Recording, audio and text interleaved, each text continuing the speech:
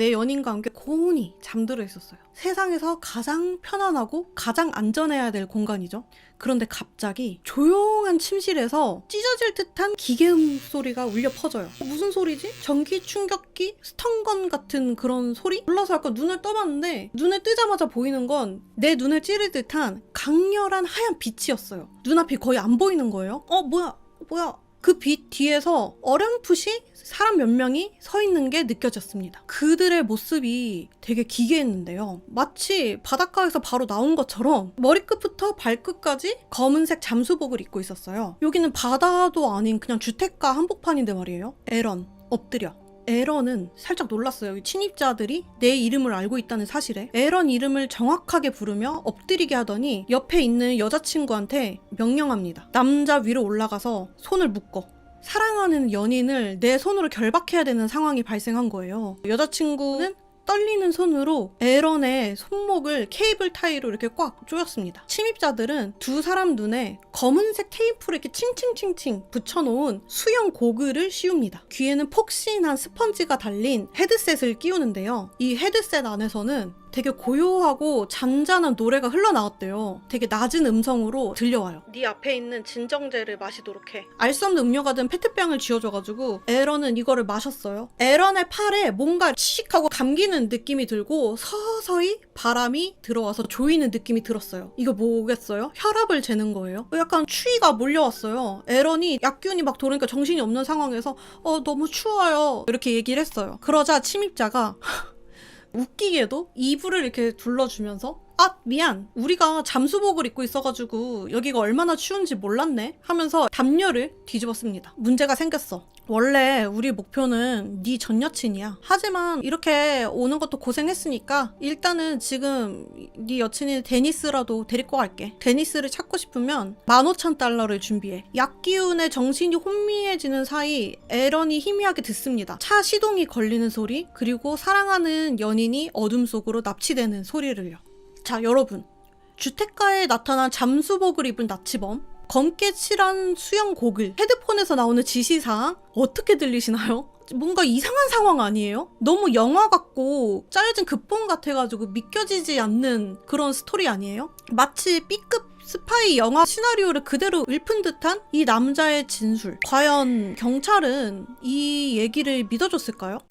안녕하세요, 베이입니다. 함께 영상을 봐주시고 계신 여러분 격하게 환영합니다. 저는 이 채널에서 일주일에 한 번 이렇게 라이브로 여러분과 만나고 있는데요. 제가 밤새우면서 흥미롭게 봤던 다큐멘터리 영화부터 세상에 온갖 재밌는 이야기 콘텐츠들을 가지고 와서 여러분들하고 이야기를 나누고 있어요. 구독과 좋아요 눌러주시면서 라이브 방송에도 한번 참여하고 저랑 재밌는 수다 떨도록 합시다. 오늘 이야기는 제가 보면서도 와, 작가가 시나리오를 써도 이렇게는 못 쓰겠다 싶었던 사건을 다룬 다큐멘터리인데요. 듣다 보면 여러분들도 형사가 된 기분으로 저 범인 아니야? 이러면서 추리를 하시게 될 겁니다. 자, 그러면 오늘의 이야기 시작해보도록 하겠습니다.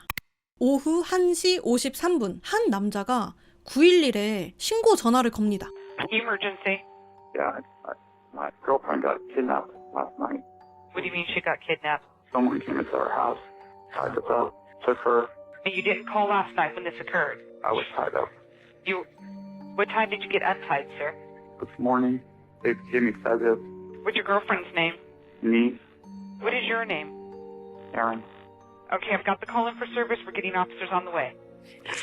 제 여자친구가 납치됐어요. 어젯밤에요. 911 요원은 이해가 안 되잖아요. 납치가 됐다고요, 어젯밤에? 근데 왜 어젯밤에 신고를 안 하고 지금 신고를 했냐 이런 식으로 얘기를 하니까 에런이 제가 묶여 있었어요. 그리고 범인들이 약을 저한테 줬습니다. 여자친구 이름은 어떻게 되죠? 데니스입니다. 당신 이름은 뭐죠? 에런이요. 이렇게 얘기를 했는데 목소리가 여자친구가 납치된 상황인데 너무 차분하고 전혀 흔들림도 없고 그렇다고 느껴지지 않아요? 경찰이 듣기에도 너무 이상해가지고 물어봤는데 범인들이 저한테 나이퀄이나 디아제팜 같은 걸 준 것 같아요 라고 얘기를 해요. 여러분들 보통 어떤 사람들이 나한테 정체도 모르는 약을 줬을 경우에는 수면제인가 어쨌든 약을 줘가지고 제가 정신이 몽롱했어요 이렇게 얘기하지 보통 나이퀄이나 디아제팜 같은 걸 준 것 같아요 이렇게 얘기는 안 하잖아요. 전문적인 의약 약품 성분명을 정확하게 말하는 이 남자는 바로 에런 퀸이라는 남자예요. 이 사람은 직업이 물리치료사입니다. 그래서 남들보다 의료 지식이 해박했던 거예요. 납치되었다고 주장하는 이제 여자친구 데니스도 마찬가지로 물리치료사였거든요. 같은 직장에서 같이 일을 하고 있었는데 동료에서 연인으로 발전된 케이스예요. 에런 인상 좋고 키도 크고 외국인들이 보기에도 우리가 보기에도 그렇지만 핸섬하게 생겨가지고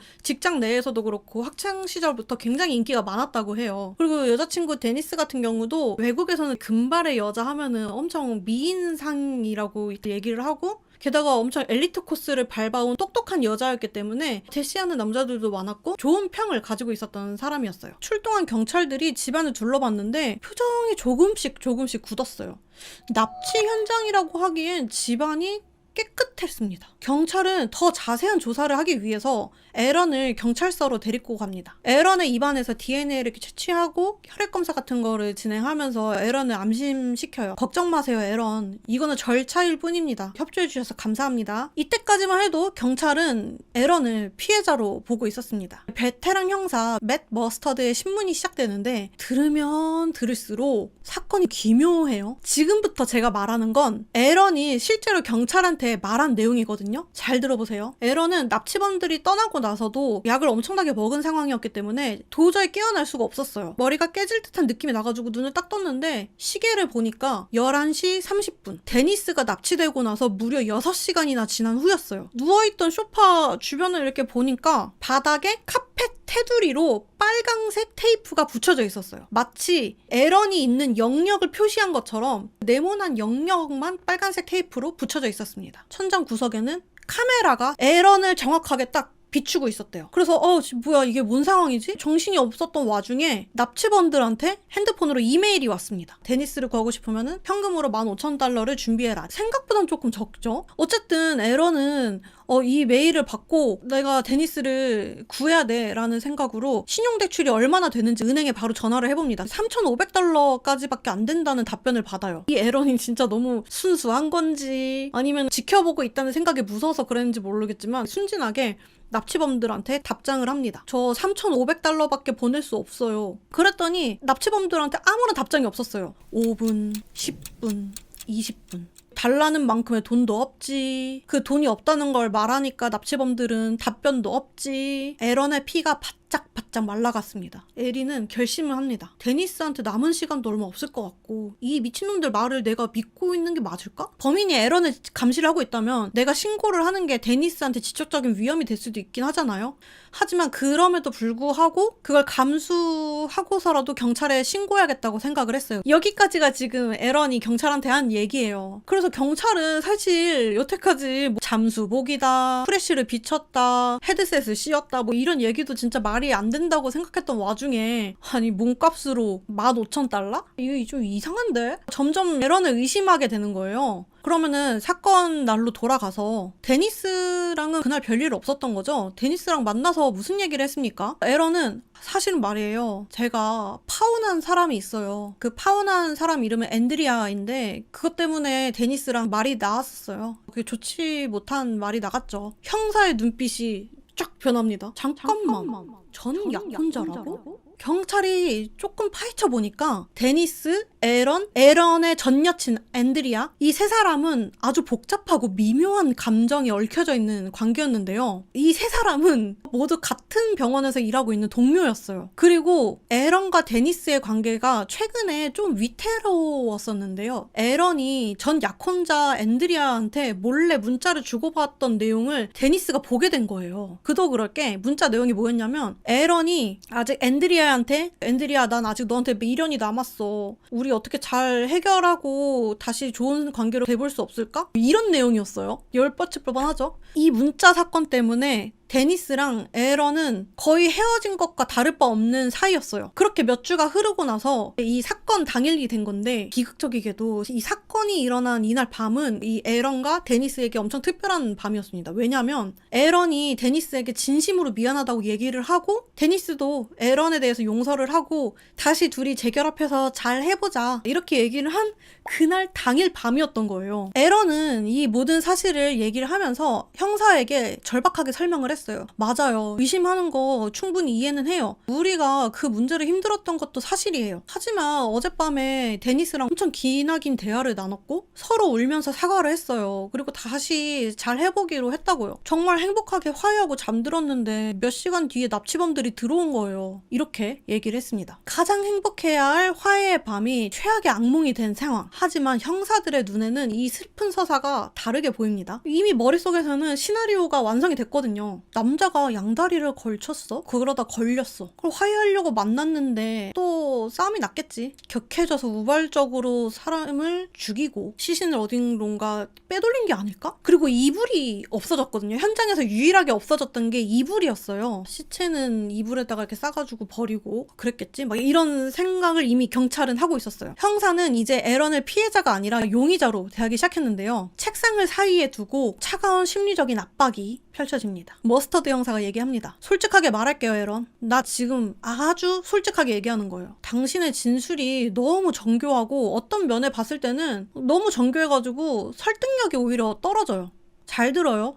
진실을 찾는 게 내 일이고 나는 이 모든 것들의 퍼즐을 맞추는 사람이에요. 지금까지 수많은 퍼즐을 맞춰왔어요. 난 데니스가 집에서 납치됐지 않았다고 봐요. 집에서 둘 사이에 안 좋은 일이 생겼을 거라고 봅니다. 누가 $20,000 때문에 사람을 납치할 것 같아요. 말이 돼요? 사람들 뭐 잠수복을 입었다고요? 이봐요. 도대체 말이 안 되잖아요. 난 지금 퍼즐 조각을 내려놓고 큰 그림을 보고 있어요. 어떻게 하면 당신이 괴물처럼 보이게 할까? 이 침대에서 이불 없어진 거 알죠? 담요도 없어졌죠? 이불과 담요를 치운 이유가 뭘까요? 잠수부의 입장에서 한번 설명해보세요. 에런이 이렇게 우물쭈물 막 생각하다가 시신을 가져가려고 했다는 그런 말씀을 하고 싶으신 거세요? 이렇게 얘기를 해요. 경찰이 나는 무슨 일이 있었든 이 침실에서 발생했다고 봐요. 약물 과다 복용일 수도 있겠죠. 직장에서 약물을 가져다가 복용하기도 했고 그런가요? 둘이서? 아니요, 절대 아닙니다. 사실이라고 해도 돼요. 집에서 약물 복용하자고 했죠? 약물 과다 복용해가지고 쓰러지니까 젠장 이거 어떡하지? 충분히 이렇게 할 수 있는 상황이잖아요.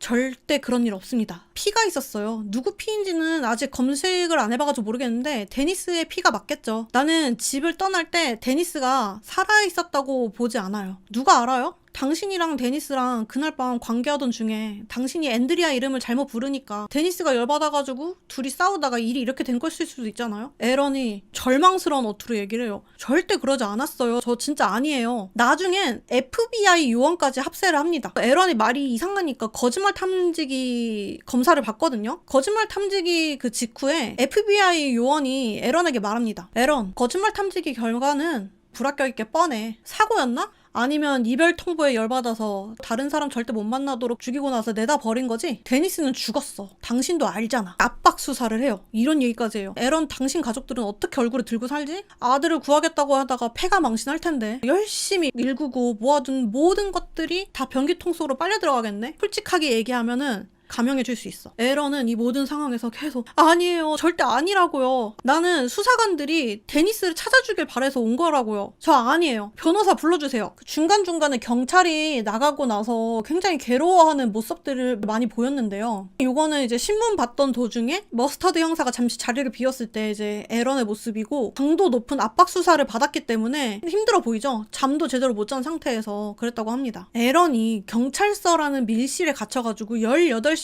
동안 네가 죽였잖아 라는 고함을 듣고 있었을 때 바깥 세상은 어땠을까요? 이미 난리가 났습니다. 에런의 집 앞엔 노란색 폴리스 라인이 쳐졌고 방송국 취재 차량들이 진을 쳤어요. 미국 전역의 뉴스에 물리치료사 커플의 미스터리한 실종을 속보로 내보내기 시작했습니다. 한 여성이 실종되고 같이 있었던 사람이 남자친구였으면은 통계적으로도 범인이 가장 가까운 사람, 즉 남자친구나 남편일 확률이 압도적으로 높다고 해요. 수사개론에도 나오죠. 배우자를 먼저 의심하라. 대중들의 반응도 똑같았습니다. 커뮤니티와 SNS는 이미 에런을 난도질하고 있었는데요. 딱 봐도 견적 나오네. 유기한 다음에 쇼하는 거구만. 표정이 너무 덤덤하잖아. 쎄하다 했어. 이런 류의 의견들이 대부분이었어요. 에런은 그렇게 철저하게 혼자가 돼갔는데요. 바로 그때 3월 24일 샌프란시스코의 한 신문 기자에게 데니스라는 제목의 메일이 도착합니다. 제목이 데니스예요. 여자친구 이름이 데니스였죠. 발신자는 자기가 납치범이라고 밝혔어요. 그리고 메일에는 오디오 파일 하나가 첨부되어 있었는데요. 파일을 재생하자 놀랍게도 사라진 데니스의 목소리가 흘러나왔습니다.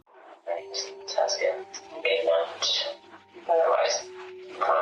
The first concert was Blink-182. Earlier today there was a plane crash in the Alps. 130 people died. 제 이름은 데니스 허스킨스입니다. 저는 납치되었습니다. 그 외에 저는 무사합니다. 제가 처음 갔던 콘서트는 블링크 182입니다. 오늘 아까 알프스에서 비행기 추락 사고가 있었고 총 158명이 사망했다는 뉴스를 봤습니다. 이 내용이에요. 이때는 2015년도였습니다. AI로 목소리를 변조하거나 만들어내는 게 불가능한 상황이었어요. 아까 말했던 것처럼 오늘이 2015년 3월 24일이라는 거를 증명하기 위해서 그날의 헤드라인 뉴스까지 언급을 해요. 알프스에서 비행기 추락 사고가 있었고 158명이 사망했다라는 뉴스였고 이게 데니스라는 게 증명이 돼야 되잖아요. 아주 사적인 기억을 덧붙인 거죠. 제가 처음 갔던 콘서트는 블링크 182였습니다. 이거를 들은 모든 데니스의 가족과 에런은 데니스인 거를 믿을 수밖에 없었어요. 목소리도 데니스였고 콘서트 이런 거를 데니스가 어디에 올린 적도 없는데 안다는 게 너무 어이가 없었어요. 에런은 거봐요 살아있잖아요. 데니스가 맞다니까요. 막 그 자리에서 오열을 했어요. 하지만 이를 지켜보던 형사들의 반응은 싸늘했습니다. 오히려 팔짱을 낀 채 고개를 저었죠. 에런 연기 그만해. 목소리 들어봤지? 너무 차분하잖아. 쏘캄. 어떻게 납치된 여자가 아나운서도 아니고 또박또박 말을 한다고? 이거 미리 짜놓고 녹음한 대본 아니야? 그리고 다음 날인 3월 25일 경찰의 의심을 확신으로 바꿔버린 결정적인 사건이 일어납니다. 사실 에런은 초기 경찰한테 진술할 때 이런 말을 했었거든요. 범인이 돈만 잘 지급을 한다면 48시간 뒤에 데니스를 돌려주겠다고 약속했어요. 그런데 정말 기가 막히게도 납치범이 예고했던 48시간이 딱 지나는 그 시점 데니스 허스킨스가 보란듯이 살아서 돌아옵니다. 그것도 납치 장소에서 600km나 떨어진 헌팅턴 비치였거든요. 데니스의 아버지 집이었어요. 모습이 조금 충격적이에요. 커다란 선글라스를 끼고 있었고 손에는 이거 들고 있는 거 보이세요? 1박 2일 여행 갔다 온 사람들이 이제 드는 그런 더플백 같은 거 들고 있었어요. 엄청 평온하게 걸어옵니다. 사람들은 수근수근 거리기 시작했어요. 저게 납치당했다 온 사람 모습이야? 납치범이 무슨 48시간의 약속을 지키고 집 앞까지 태워다주고 짐도 챙겨줬다고? 아니 무슨 호텔 픽업 서비스야? 발레오 경찰은 즉시 형사들을 급파합니다. 둘이 짜고 친 게 확실하다고 경찰들은 판단했어요. 경찰은 데니스를 만나가지고 이 거짓말을 낱낱이 밝혀내겠다고 벼르고 있었습니다. 데니스의 소식을 들은 에런도 데니스와 너무 이야기를 나누고 싶었어요. 경찰한테 변호사를 통해서 얘기를 했어요. 저 데니스랑 만나고 싶어요. 저랑 데니스랑 만나게 해주세요. 하지만 경찰한테 돌아온 대답은 우리도 데니스 만나고 싶습니다 였습니다. 현장에 도착했을 때 경찰들은 데니스를 만날 수가 없었어요. 데니스가 도착하자마자 경찰들을 피해가지고 바로 변호사한테 갔거든요. 경찰한테 신고도 안 하고 변호사부터 불러? 피해자면은 우리를 붙잡고 범인 잡아달라, 살려달라고 해야지. 이거 100%네. 화가 머리끝까지 난 경찰 대변인이 언론들 앞에서 섰습니다. 경찰들은 데니스를 직접 조사하지도 않은 상태에서 전 미국을 향해 이렇게 얘기를 합니다. 오늘 우리는 데니스 허스킨스를 찾았습니다. 하지만 유감스럽게도 모든 가족 구성원이 저희와 연락이 두절됐습니다. 에런 퀸 씨에게서 제공받은 진술은 너무나도 놀라운 얘기여가지고 수사 초반부터 신뢰에 어려움을 겪었고 추가 수사를 거쳤으나 그 진술 중 어느 하나도 입증할 수 없었습니다. 한 말씀 더 드리자면 에런 퀸 씨와 데니스 허스킨 씨로 인해서 우리 공동체의 귀중한 자원이 허비되었습니다. 그들은 이 사회한테 사과를 해야 될 겁니다. 이 한마디로 모든 게 끝났어요. 언론은 기다렸다는 듯이 2014년에 개봉한 영화 나를 찾아줘와 엮기 시작합니다. 영화 나를 찾아줘를 안 보신 분들이 있을 것 같아서 간략하게 설명을 해드리자면 아내가 남편을 공경에 빠뜨리게 하기 위해서 스스로 납치 자작극을 벌이는 영화예요. 간략하게만 설명하자면요. 우리 한글판 이름은 나를 찾아줘인데 영문판 이름은 곤걸입니다. 이 사건은 현실판 곤걸이다. 관심받고 싶어서 별짓을 다 하는 커플, 세상에서 가장 뻔뻔한 커플, SNS에서 엄청 바이럴이 되면서 이야기가 되고 있습니다. 여기까지가 당시 경찰과 언론 그리고 대중들이 알았던 이야기인데요. 누가 봐도 수상한 점 투성이죠. 현실성이 없는 잠수복 납치극, 범인이 약속한 48시간에 딱 맞춰서 짐가방까지 이렇게 들고 나타난 피해자, 그리고 경찰에게 달려가는 대신 변호사를 선임한 태도까지 이 모든 정황이 자작극을 가리키고 있었고 경찰은 이건 현실판 나를 찾아줘다 라고 결론을 내렸습니다. 아마 지금까지도 듣고 계신 여러분들 중에서도 진짜 자작극 맞는 것 같은데 라고 생각하시는 분들이 계시겠죠? 하지만 여러분, 여기서부터 이 사건의 판도가 180도 뒤집힙니다. 이 사건의 결말을 아직 모르시는 분들, 그리고 나는 편견 없이 내 눈으로 이 모든 진실을 확인해보고 싶다 하시는 분들은 영상을 여기서 멈추시고 넷플릭스 아메리칸 나이트메어를 보러 가시는 걸 추천해드립니다. 경찰조차 비웃었던 그날 밤의 진실. 도대체 누가 범인이고 누가 이런 짓을 벌였는지 당장 확인하고 싶으신 분들 채널 고정해주세요. 지금부터 진짜 이야기가 시작됩니다. 경찰과 세상이 데니스를 사기꾼이라고 손가락질하던 그 시간, 사실 데니스는 그야말로 생지옥이었습니다. 시간을 다시 거슬러 올라가서 3월 23일 새벽 5시로 갈게요. 납치되던 그 순간으로 되돌아갔습니다. 범인은 데니스를 차 트렁크에 짐짝처럼 구겨 넣었습니다. 눈에는 검은색 테이프를 붙인 수영 고글이 씌워져 있었는데요. 귀에는 아까 드렸던 것처럼 헤드폰을 이렇게 씌워놔가지고 모든 감각이 차단된 상황이었어요. 에런도 수면제 같은 걸 먹었었지만 데니스도 약을 먹었던 상태였기 때문에 정신이 굉장히 몽롱해지고 있었던 상황이었어요. 데니스가 진짜 똑똑하잖아요. 정신이 굉장히 몽롱해지고 있는 와중에도 살기 위해서 온 신경을 곤두세웠거든요. 내가 어디로 가는지 알아야 돼 라는 일념 하나로 트렁크 안에서 아무것도 보이지 않잖아요.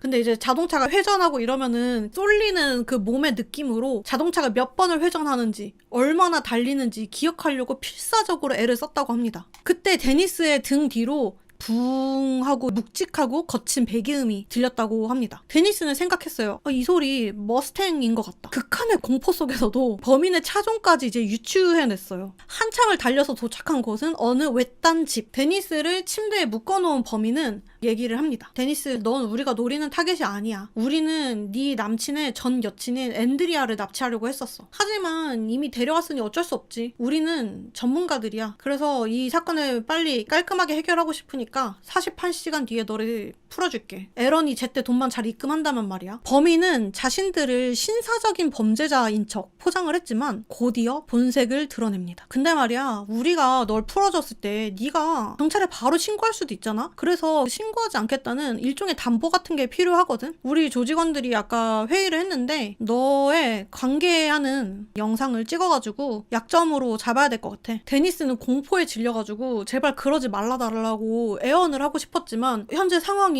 조직 단위의 사람들과 나 하나밖에 없는 상황이잖아요. 그랬다간 납치범이 자신한테 무슨 일을 할지 모르는 상황이었기 때문에 순순히 응해야 됐다는 생각을 했습니다. 범인은 자신이 데니스를 위해서 보호해주는 척 끔찍한 이제 가스라이팅을 시도를 하는데 원래는 다른 조직원들이 하려고 했는데 그 녀석들은 아주 거칠거든. 짐승 같은 놈들이야. 그나마 내가 너한테 제일 신사적으로 할 수 있는 사람이야. 내가 젠틀하거든. 나랑 하는 게 얘한테도 좋을 거야. 데니스는 선택권이 없었습니다. 더 험한 꼴을 당하지 않기 위해 눈물을 머금은 상태에서 범인의 요구에 응해야만 했다고 했는데요. 데니스는 이때를 회상하면서 마치 자신이 유체 이탈을 한 것 같은 느낌이었다고 했어요. 정신은 저 멀리 보내버리고 이 상황에 몸을 맡겼었다고 합니다. 다음날 몸도 마음도 지쳐서 쓰러져 있는 데니스에게 납치범이 다가왔습니다. 곧 다른 조직원들이 여기로 올 거야. 말했지? 그 사람들은 나처럼 착하지 않아. 그들이 왔을 때 넌 자고 있는 게 안전해. 범인은 겁에 질린 데니스에게 강력한 수면제와 진정제를 먹였습니다. 얼마 뒤 데니스 귀에 공포스러운 소리가 들립니다. 자갈을 밟는 자동차의 바퀴 소리, 쿵 닫히는 차의 문소리, 그리고 낯선 남자들의 웅성거리는 대화 소리. 이 소리가 제대로 들리진 않았지만 데니스는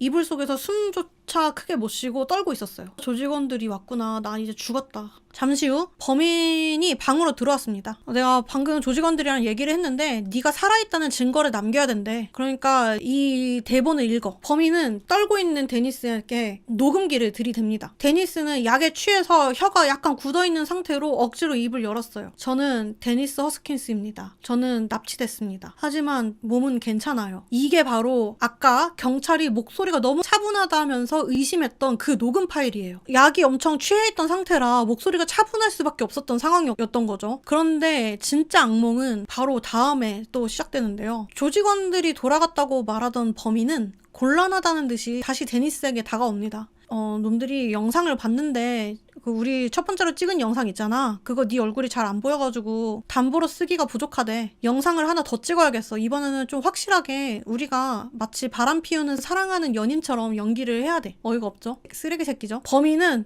여기서 더 나아가서 와인 한 병과 잔 2개를 들고 옵니다. 마치 데이트하는 것처럼 소름 끼치는 세팅을 합니다. 수영 고글은 납치된 티가 나니까 그냥 벗고 대신에 눈에 투명한 테이프를 붙여놓으면 마치 눈을 감은 것처럼 보여가지고 카메라에는 크게 티가 안 날 거야. 범인이 카메라를 세팅하려고 잠시 나간 사이에 데니스는 이 끔찍한 현실을 도저히 맨정신으로 버틸 수가 없었습니다. 범인이 두고 간 와인을 벌컥벌컥 그냥 마셔버렸어요. 차라리 필름이라도 끊기길 바라면서요. 다시 돌아온 범인이 빈잔을 보더니 기가 막힌다듯이 웃으면서 얘기를 합니다. 뭐야, 나 없이 먼저 시작한 거야? 그렇게 두 번째 성행이 이어졌습니다. 데니스는 살아서 가족에게 돌아가기 위해 범인의 요구대로 바람난 연인인 척 연기를 해야만 했습니다. 다음날 아침이 밝았어요. 범인은 데니스에게 핸드폰을 가져와서 영상을 하나 보여줍니다. 그 영상이 뭐였냐면 잔인하게도 데니스의 아버지가 뉴스에 나와가지고 오열을 하면서 가족이 데니스 너와 늘 함께하고 있다. 우리는 널 사랑한다. 살아있다면 우리가 꼭 너를 찾을 거니까 이겨내줬으면 좋겠다. 라고 호소하는 장면이었어요.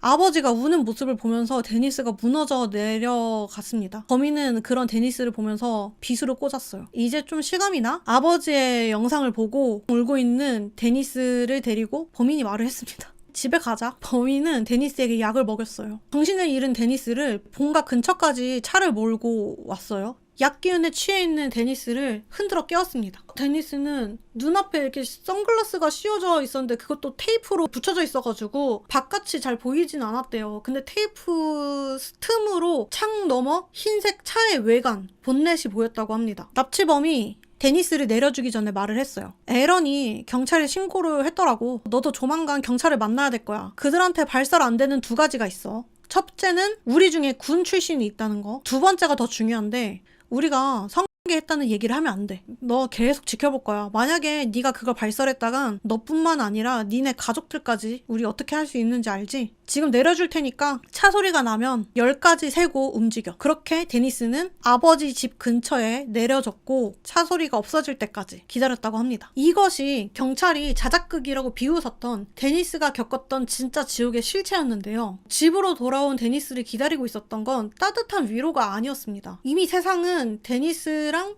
에런을 거짓말쟁이, 현실판 나를 찾아줘, 사건 이러면서 비난을 하고 있었거든요. 돌아오고 나서 데니스가 경찰한테 바로 안 가고 변호사한테 갔었다고 했잖아요. 그 이유도 사실은 경찰을 피하고 싶어서 그랬던 게 아니라 이제 데니스가 집에 돌아왔는데 가족들이 말하길 이미 경찰들이 에런을 범인으로 취급을 하는 상태에서 취조를 하고 있다는 얘기를 들은 거예요. 데니스는 경찰을 지금 상황에서 못 믿겠다. 일단 변호사한테 모든 걸 얘기해야겠다라고 판단을 해가지고 경찰보다 변호사를 먼저 만났던 겁니다. 하지만 뭐 그 모든 것들로 인해서 경찰이 만인한테 다 공표를 해버렸고 공걸이 돼버렸던 거죠. 이 이후에는 변호사를 먼저 만나서 변호사도 데니스의 얘기를 듣고서는 그래도 경찰이랑 얘기를 해야 된다라고 얘기를 했고 어쩔 수 없이 데니스가 경찰이랑 만나게 되는데요. 데니스는 경찰에게 말하면서 이 끔찍했던 지옥을 다시 다 떠올려야 됐습니다. 수치심과 모멸감을 다 꾹꾹 참아내서 오직 범인을 잡아내겠다는 일념 하나로 아주 구체적으로 진술을 했어요. 범인이 협박했던 상황이었잖아요. 그런데도 그 무서움을 꾹꾹 참고 자기가 당했던 피해를 모든 걸 다 얘기를 했어요. 심지어 어떤 식이었냐면은 당시 상황을 정확하게 기억해내기 위해서 눈이 계속 가려져 있었잖아요. 눈을 가리고서는 공포스러웠던 순간으로 돌아가서 생생하게 경찰 앞에서 묘사를 합니다. 에런의 진술과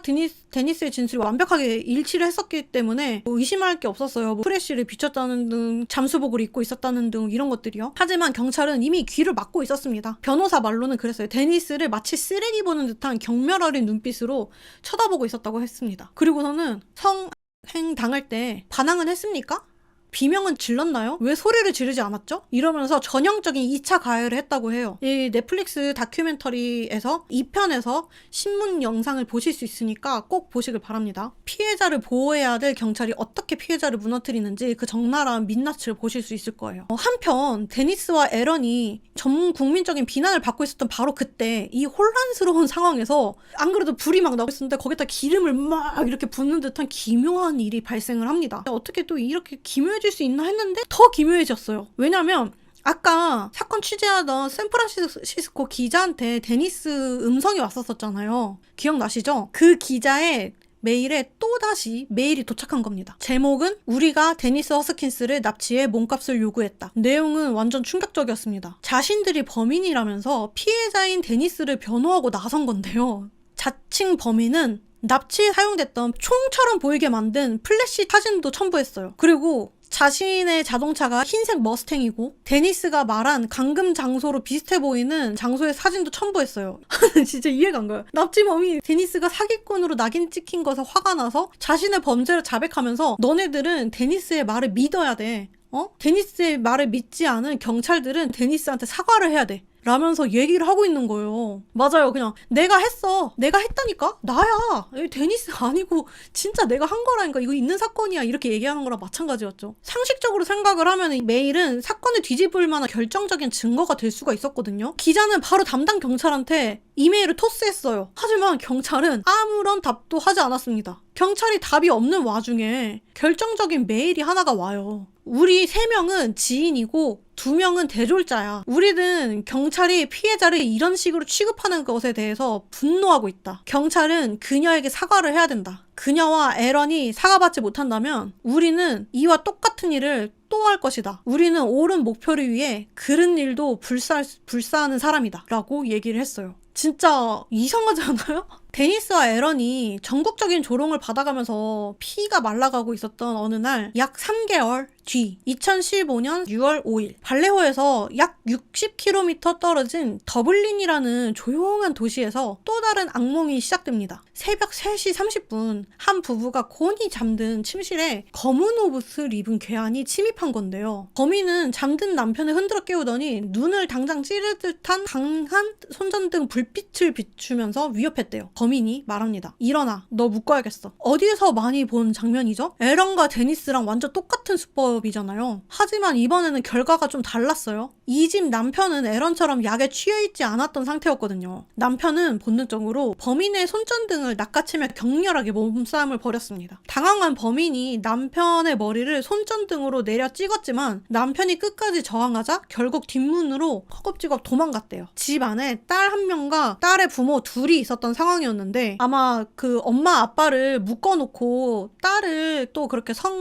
성행하려고 했던 게 아닌가라고 예상을 하더라고요.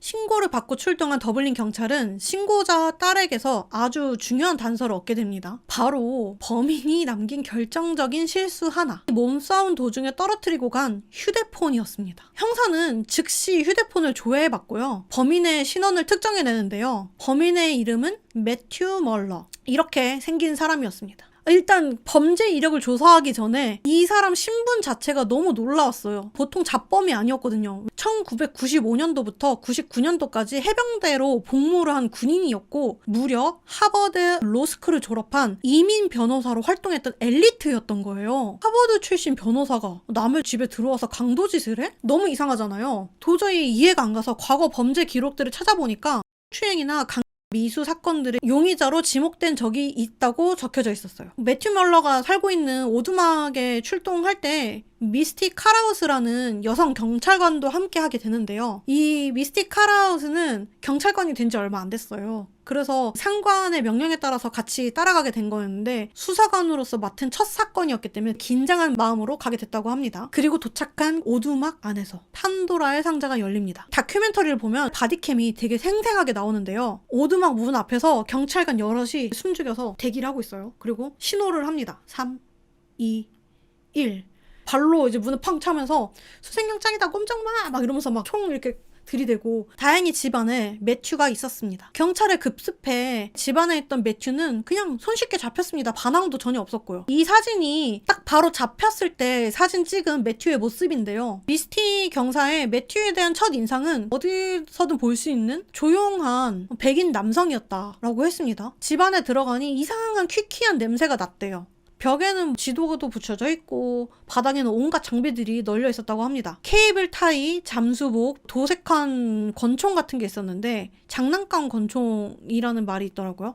그리고 범인이 보냈던 메일에 있었던 사진 있죠? 테이프로 칭칭 감아가지고 총처럼 보이게 만들었던 그것의 실물도 이렇게 있었어요. 장난감 총 같은 것에 레이저를 테이프로 둘둘 말아가지고 총처럼 보이게 만든 거예요. 욕실에서는 나이킬 병과 주사기를 찾았어요. 방에 창문은 다 가려져 있었고 차고에 갔는데 흰색 머스탱이 있었대요. 데니스가 똑똑하지 않아요? 엔진 음만 듣고서는 머스탱인지 알았잖아요. 그리고 자동차 트렁크 안에는 골프 가방 같은 큰 가방이 있었는데요. 그 가방을 열어보니까 진짜 기괴한 게 하나 나옵니다, 여러분. 전신 검은색 옷을 입고 있는 사람 가면을 씌워놓은 풍선 인형이었어요. 다리가 무척 얇으시더라고요. 약간 뼈말라 다리인데 누군가 사람으로 착각하도록 만든 인형이었어요. 저게 혹시 조직원들인가? 제가 생각하기에도 조직원이었던 것 같아요. 무섭고 젠틀하지 않은 조직원이시죠. 미스티 형사가 증거물들을 하나하나 살펴보다가 결정적인 단서를 하나 포착합니다. 나일론 벨트가 하나 있었거든요. 허리춤에 차는 벨트였어요. 여기 안에 이게 주머니가 있었어요. 주머니 안에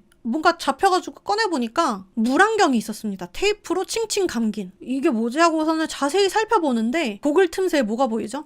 머리카락이 있어요, 여러분. 고글 틈새에 긴 금발 머리카락 한 올이 엉겨 붙어져 있었던 거예요. 머리카락은 누구 거지? 머리카락 주인이 자발적으로 여기다 붙여놨을 리는 없잖아요. 매튜도 보면은 금발이 아니라고요. 누구 머리카락인지 찾아야겠어 라고 미스티 형사는 다짐을 하게 됩니다. 사실 뒷부분에서 다큐멘터리 상에서 아주 중요한 에피소드가 하나 더 나오거든요. 근데 저는 시간 관계상 여기서 깊게는 못 다루지만 미스티 형사가 수사하는 과정에서 매튜에게 당했던 또 다른 과거 피해자들을 찾아냈었어요. 자세한 내용은 넷플릭스 다큐멘터리 꼭 한번 확인해 보시고요. 형사는 과거 피해자의 머리카락과 고글의 머리카락을 대조해봤는데 안타깝게도 갈색 머리를 가지고 있는 피해자였어요. 결론은 하나였어요. 이놈이 저지른 또 다른 범죄가 있구나. 금발 머리카락을 가진 피해자를 찾아야 된다. 미스티 형사는 즉시 컴퓨터 앞에 검색을 해봅니다. 처음에는 흰색 머스탱부터 시작했어요. 사실 그 차는 매튜의 차가 아니에요. 도난당한 차였거든요. 어디에서 훔쳐온 차를 매튜가 타고 다녔던 거예요. 수사 자료를 찾아보니까 벌레호에서 7개월 전에 도난당한 차량이었어요. 벌레호면은 여태까지 사건이 일어났던 도시였잖아요. 등록된 소유주한테 머스탱을 확보했다 라고 바로 전화를 했어요. 머스탱의 원래 주인이 미스티 형사의 말을 끊고서는 이렇게 말했대요. 혹시 매어섬 발발이라고 알아요? 발발이라고 해서 우리나라에서도 널리 칭했던 은어 같은 건데 이제 연속적으로 성 관련해가지고 자잘자잘한 그런 범죄들을 저지르는 사람들 보고 발발이라는 은어가 있어요. 매어섬은 발레호와 아주 작은 다리로 연결되는 동네였거든요. 2014년에 한 남성이 여러 학생들의 집을 창문으로 몰래 관찰하면서 사진을 찍었던 범행이 있었던 거예요. 남자가 밤마다 그 짓을 하면서 동네를 공포에 떨게 했었는데 경찰에 신고해도 아무런 대응을 안 했던 거예요. 그래가지고 피해자들이 자발적으로 사건을 해결하게 되는데 학생 몇 명이 남자를 뒤쫓았대요. 알고 보니까 매어섬 주민이었고 더 파헤쳤더니 군인 출신 변호사였던 거예요. 네, 바로 매튜였던 거죠. 학생들이 경찰에 신고했어요. 하지만 수사가 제대로 진행되지 않았습니다. 미스티 형사가 어떻게 경찰이 이 사람이 뒤쫓지 않았던 거죠? 이렇게 명확한 증거가 있었는데요? 하고 다시 되물어보니까 2015년 3월부터 매어섬 발발이 사건 수사가 가로막히게 됐다. 그 이유가 뭐냐? 에런과 데니스의 사건이 엄청 미국 세계를 뒤흔들었던 사건이었기 때문에 모든 경찰 인력이 다 요거를 해가지고 매어섬 발발이 사건은 하지도 않았던 거야. 미스티 형사가 대체 이게 뭔 말인가 싶어가지고 검색을 해봤어요. 발레호, 납치, 나를 찾아줘, 사건. 수많은 기사에서 스크롤하던 미스티 형사의 손이 딱 멈춥니다. 화면에 뜬 뉴스 기사 하나. 발레호의 나를 찾아줘, 사건. 커플의 자작극으로 판명. 제목의 기사였어요. 기사를 읽어내려가던 미스티 형사의 눈이 커집니다. 잠수복, 수영 고글, 수면제, 레이저? 여기에 묘사된 범인의 수법이 내 눈앞에 있는 모든 증거들과 소름 돋도록 똑같았거든요. 심지어 기사 속 피해자 데니스 허스킨스는 금발이었어요. 온몸에 소름이 끼쳤던 미스티 형사는 확신했습니다. 자작극이라고? 아니야, 진짜야. 미스티 형사는 곧장 발레호 담당 형사한테 전화를 걸었습니다. 여기서 너무 열받는 게요. 맨 처음에는 미스티 형사의 전화도 받지도 않았대요. 미스티 형사의 말로는 걔 열받은 전 여친처럼 전화 받지 않아도 계속 전화했대요. 결국에는 마지막쯤 가가지고 전화를 받았대요. 그래서 미스티 형사가 더블린 경찰서의 미스티 형사인데요. 제가 범인을 잡았는데 당신네 관할의 데니스 납치 사건 범인하고 동일 범인인 것 같아요. 증거가 제 눈 눈앞에 다 있다고요. 이렇게 얘기를 했는데 발레오 경찰의 반응은 믿을 수 없을 만큼 냉담했어요. 자기네들은 이미 다 수사가 끝났고 FBI한테 넘어갔으니까 FBI한테 연락하라는 거였습니다. FBI한테도 곧이어서 미스티 형사가 연락했지만 반응은 매우 시큰둥했어요. 직접 찾아가서 찍어온 자료들을 보여줬는데도 별로 흥미롭게 보지 않았던 FBI가 딱 한 사진을 보고 유의 깊게 흥미로운 눈빛으로 봤는데요. 바로 뭐였냐면 물안경에 붙어져 있었던 금발 머리카락. FBI는 유의미하다고 보고 드디어 추가 수사에 들어갑니다. 그리고 며칠 뒤에 결과가 나옵니다. 결과는 데니스 허스킨스의 DNA와 물안경에 붙어있는 머리카락의 DNA 일치. 드디어 3개월 만에 아무도 믿어주지 않았던 데니스와 에런의 억울함이 타 지역 형사의 집요한 수사 덕분에 세상 밖으로 드러나는 순간이었습니다. 미스티 형사의 결정적인 활약으로 진범 매튜 멀러는 체포되었습니다. 여기 체포되었죠. 나쁜 놈의 새끼. 하버드 로스쿨 출신의 엘리트였던 그는 자신의 지능을 범죄에 낭비한 대가로 징역 40년을 선고받았는데요. 자, 이제 모든 진실이 밝혀졌죠. 에런은 여자친구를 죽인 살인마가 아니었고 데니스는 관심을 끌려던 그런 미친 여자도 아니었습니다. 그들은 끔찍한 범죄의 피해자였을 뿐이에요. 근데 여러분, 여기서 진짜 더 소름 돋는 비하인드 스토리들이 있는데요. 기억 혹시 하시나요? 에런과 이제 데니스 진술 과정에서 FBI 요원을 만났다고 했잖아요. 요원의 이름은 데이비드 세스마라는 사람이에요. 전적으로 이제 데니스의 수사를 주도했어요. 근데 나중에 밝혀진 사실에 따르자면 납치범 매튜가 원래 노렸던 타깃이 에런의 전 약혼녀 앤드리아였잖아요. 근데 이 사건을 수사한 FBI 요원 데이비드 세스마가 알고 보니 앤드리아와 사귀었던 과거 연인 관계였던 거예요. 상황이 잘 이해가 가시나요? FBI 요원 입장에서는 에런은 자신의 전 여친과 사귀었던 남자 파혼을 했으니까 약혼했었던 사람이었던 거죠. 굉장히 사적으로 얽혔던 껄끄러운 관계였던 거예요. 보통은 이런 경우엔 수사 공정성을 위해서 사건에 손을 떼는 게 원칙이거든요. 하지만 그는 사실을 숨긴 채 수사를 맡았었고 실제로 거짓말 탐지기 부분에서 검사 결과는 알 수 없음으로 나왔어요. 뭐 거짓이다, 진실이다 이게 아니라 알 수 없을 정도로 뭔가 불명확하게 나왔다 이렇게 판단이 됐는데 에런한테 막 그랬잖아요. 네 이미 죽 써서 불합격이 뻔해. 뭐라고 막 진짜 싸가지 없게 말했었잖아요. 개인의 감정이 수사에 개입이 된 건지 합리적인 의심이 들 수밖에 없는 입니다. 매튜가 체포된 후 진술서들을 이제 다시 살펴봤어요. 너무 열받는 일들이 밝혀져요. 데니스와 에런을 기소하는 데만 관심이 쏠려가지고 납치 자체의 수사는 거의 아무것도 수사하지 않았다는 게 밝혀집니다. 그리고 데니스가 제가 시간 관계상 자세히는 말을 안 했지만 성행당한 것을 이제 주장을 했잖아요. SART라는 검사가 있대요. 그 검사를 받으면은 성행 여부를 알 수 있다고 합니다. 데니스는 당연히 그 검사도 받았거든요. 검사 결과서에 따르면은 사실 데니스한테 불리하게 나왔어요. 왜냐면 상호 동의 없는 성관계에 물리적인 증거는 없었다 라고 적혀져 있었거든요. 한마디로 말하면 강제적으로 당한 그런 건 없었다. 서로 합의한 관계의 징후만 있다. 사실 여러분 아까도 제가 길게 얘기했지만 데니스는 그 상황에서 너무 무서워가지고 어쩔 수 없이 수능을 했었다고 했었잖아요. 그리고 심지어 경찰한테 얘기할 때도 긴 시간을 할애하면서 울면서 얘기를 했었음에도 불구하고 그 모든 것들이 고려되지 않은 채 그 검사 결과만 놓고서는 아 데니스 거짓말하네 이렇게 경찰이 얘기를 했었던 거죠. 그리고 진짜 제일 빡치는 부분, 에런이 경찰서에 있을 때 납치범들이 자신의 휴대전화로 연락이 올 수 있다고 경찰한테 얘기를 했어요. 경찰은 에런의 핸드폰을 받아서 비행기 모드로 바꿔놨다고 합니다. 그리고 다음날 저녁에서야 비행기 모드를 풀어서 부재중 전화가 2통 왔던 거를 발견하게 되는데 해당 전화는 실제로 범인이 진짜 뻔뻔하게 에런한테 전화를 했던 전화였어요. 그래서 그 전화번호를 위치 추적을 했었더라면 그 위치 추적한 장소 200m 이내에 데니스가 감금돼 있었던 위치를 알 수 있었던 거예요. 와, 진짜 너무 열받지 않아요?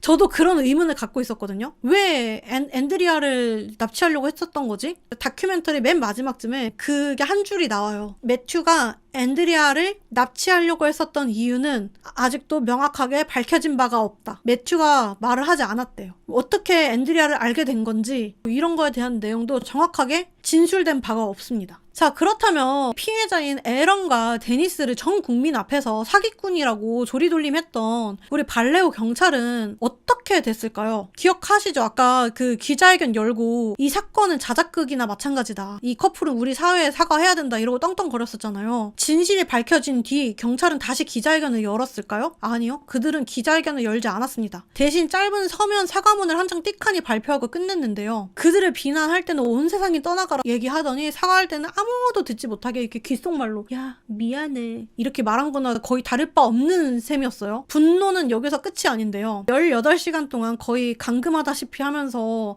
수사했었던 이름 특이하신 맷 머스터드 형사 있죠. 데니스는 죽었어. 네가 죽였잖아. 이렇게 협박했던 그 담당 형사 있잖아요. 그 형사는 징계는커녕 사건이 일어났던 2015년도 같은 해에 발레오 경찰서에서 올해의 경찰관 상을 받았습니다. 피해자를 거의 2번 죽인 거나 다른 바 없는 형사가 올해의 경찰관이라는 게 이거야말로 블랙 코미디 아닙니까? 데니스와 에런은 결국 발레오 경찰 상대로 소송을 걸었습니다. 하지만 이제 소송이 끝까지 가지는 않았고요. 발레오시로부터 약 250만 달러, 하나로는 33억 원 정도의 합의금을 받아냈고요. 하지만 그 큰 금액도 이들이 받았던 모욕과 상처가 씻겨지진 않았겠죠. 경찰들은 끝까지 그들의 눈을 보고 진심으로 사과하지 않았습니다. 그래도 그나마 다행인 건 이 이야기의 진짜 결말은 돈이 아닌 건데요. 일단 이 사진은 이 여자분이 미스티 형사, 이분 덕분에 이 에런과 데니스의 사건의 진실이 밝혀졌죠. 그래서 이분들은 나중에 실제로 만나가지고 이렇게 회포를 풀었다고 하고요. 가장 끔찍했던 악몽을 견뎌냈던 두 사람은 모두가 손가락질할 때 에런은 데니스가 살아있다고 믿었고 데니스는 에런이 자신을 포기하지 않을 거라고 믿었잖아요. 결국 그 믿음이 두 사람을 살려냈고 사건이 지나고 3년 뒤인 2018년 데니스와 에런은 보란듯이 결혼식을 열렸습니다. 가장 끔찍한 악몽을 이겨낸 두 사람은 예쁜 두 딸의 부모가 되어가지고 평범하고 행복한 일상을 되찾았다고 합니다. 귀엽죠? 애기들. 애기도 데니스의 금발을 싹 닮은. 데니스는 이번 일로 인해서 책을 써서 그 책에 이런 말을 남겼는데요. 우리가 겪은 일은 누구나 겪을 수 있는 일입니다. 피해자가 완벽하지 않다고 해서 그들의 고통이 가짜인 것은 아닙니다. 라는 말을 남겼다고 합니다. 오늘 제가 최대한 자세히 풀어드리려고 했지만 시간 관계상 담지 못한 디테일한 얘기들이 많아요. 실제로 경찰이 에런을 수사실에 가둬놓고 쥐잡듯이 협박하는 모습이나 언론이 데니스를 마녀사냥하는 광기 어린 현장들, 그리고 또 데니스가 마치 영화처럼 돌아왔던 순간의 CCTV 등등 정말 많은 것들이 있으니까 제가 말로 다 전하지 못한 현실의 섬뜩함과 먹먹함이 피부로 느껴지실 거라고 봅니다. 넷플릭스 아메리칸 나이트메어라는 다큐멘터리 꼭 한번 직접 보시길 추천해드려요. 이거는 단순한 범죄 다큐가 아니죠. 무능한 시스템이 어떻게 한 개인의 삶을 박살낼 수 있는지, 그리고 사랑과 믿음이 어떻게 그 무너진 삶을 다시 일으켜 세우는지 보여주는 작품이거든요. 오늘 이야기를 듣고 어떤 생각이 드시나요? 우리도 무의식 중에 피해자라면 이렇게 해야 된다라는 편견으로 누군가의 진실을 외면하고 있을지도 모른다는 생각이 듭니다. 지금까지 베이였습니다. 다음 라이브에서 더 재밌고 흥미로운 이야기로 찾아올게요. 유바 안녕.